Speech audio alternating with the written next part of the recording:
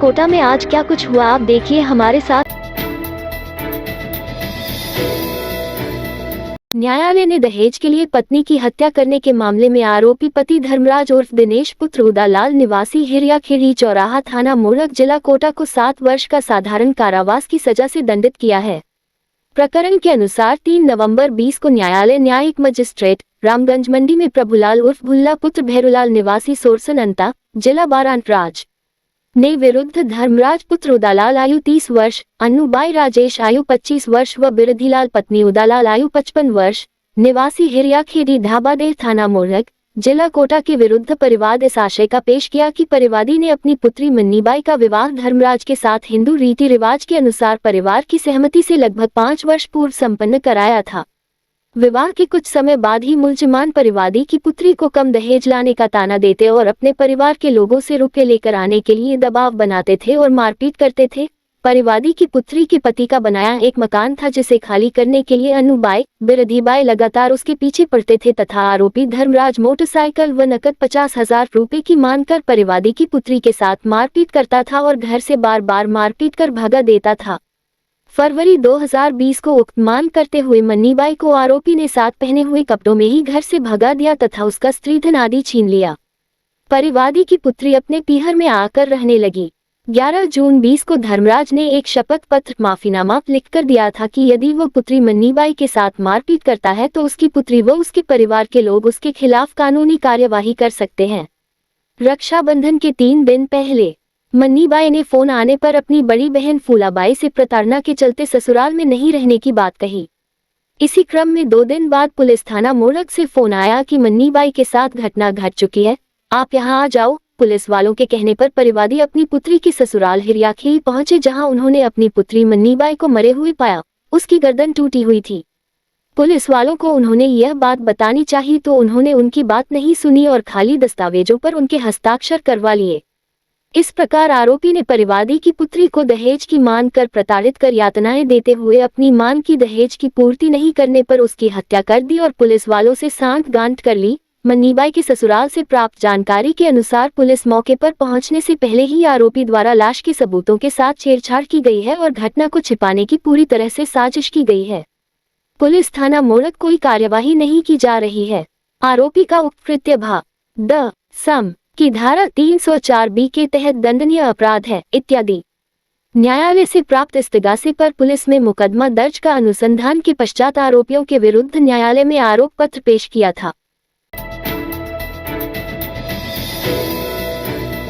जिला collector doctor Ravindra Goswami सोमवार को पीएचईडी सकिल कोटा के कार्यालय पहुंचे और वहां उन्होंने गर्मी के मौसम में पेयजल समस्याओं के समाधान के लिए स्थापित जिला स्तरीय कंट्रोल रूम का निरीक्षण किया। जिला कलेक्टर ने कहा कि कंट्रोल रूम पर शिकायतों के लिए लैंडलाइन के साथ एक व्हाट्सएप नंबर भी उपलब्ध कराया जाए ताकि पेयजल से जुड़ी समस्याओं की मॉनिटरिंग एवं समय पर निस्तारण किया जा सके। उन्होंने कहा कि पेयजल समस्याओं के समाधान के लिए एक अधिकारी इसकी लगातार मॉनिटरिंग करें। जिला कलेक्टर ने निरीक्षण के बाद अधिकारियों की बैठक ली जिसमें उन्होंने प्राइवेट हॉस्टल्स एवं औद्योगिक क्षेत्रों में समय समय पर पानी के सैंपल लेने के निर्देश दिए। उन्होंने प्राइवेट ट्यूबवेल के पानी के भी सैंपल लेने के निर्देश दिए ताकि पानी की गुणवत्ता की जांच हो सके। डॉक्टर गोस्वामी ने पीएचईडी की परियोजनाओं के तहत टंकी एवं पंप हाउस आदि निर्माण के लिए भूमि आवंटन की वर्तमान स्थिति की जानकारी ली। उन्होंने कोटा विकास प्राधिकरण के साथ समान में स्थापित कर अमृत 2.0 के तहत विभिन्न परियोजनाओं के कार्यादेश जारी होने से पहले ही जमीन आवंटन करवाने के निर्देश दिए। उन्होंने कहा कि जमीन आवंटन की एनओसी के बिना किसी भी प्रोजेक्ट की डीपीआर तैयार नहीं की जाए। पीएचईडी अभियंताओं ने बताया कि कोटा शहर में 17 जगह चिन्हित की गई हैं, इनमें 15 उच्च जलाशय के लिए एवं 2 फिल्टर प्लांट के लिए चिन्हित की गई हैं। जिला कलेक्टर ने समर कंटीजेंसी के तहत लिए गए कार्यों की प्रगति की भी जानकारी ली। अधीक्षण अभियंता वृत्त कोटा दीपक कुमार झा ने बताया कि समर कंटीजेंसी के तहत अभी 1 करोड़ रुपए के 12 कार्य लिए गए हैं जिसमें से 8 कार्य पूरे हो चुके हैं, बाकी के कार्य 10 मई तक पूरे कर लिए जाएंगे। अंडस्को आंवली रोजड़ी में 15 टंकी लगाकर जलापूर्ति अंडस्को। जिला कलेक्टर ने शहर में पेयजल आपूर्ति व्यवस्था की भी जानकारी ली। अधीक्षण अभियंता ने बताया कि मंडाना में पेयजल आपूर्ति के लिए 2 प्राइवेट ट्यूबवेल हायर किए गए हैं जिन्हें पीएचईडी पाइपलाइन से जोड़कर पेयजल आपूर्ति की जा रही है। उन्होंने बताया कि आंवली रोजड़ी में 5-5 हजार लीटर क्षमता की 15 टंकी लगाकर उन्हें टैंकरों से भरकर पेयजल आपूर्ति की जा रही है। डॉक्टर गोस्वामी ने कोचिंग एरिया में डेंगू की रोकथाम के लिए चिकित्सा विभाग के साथ मिलकर एंटी लावा एक्टिविटी चलाने और पानी की सैंपल जांच करने के भी निर्देश दिए। उन्होंने नालों के आसपास खोदे गए प्राइवेट ट्यूबवेल से पानी की सैंपल लेकर पानी की गुणवत्ता जांच करने के निर्देश दिए।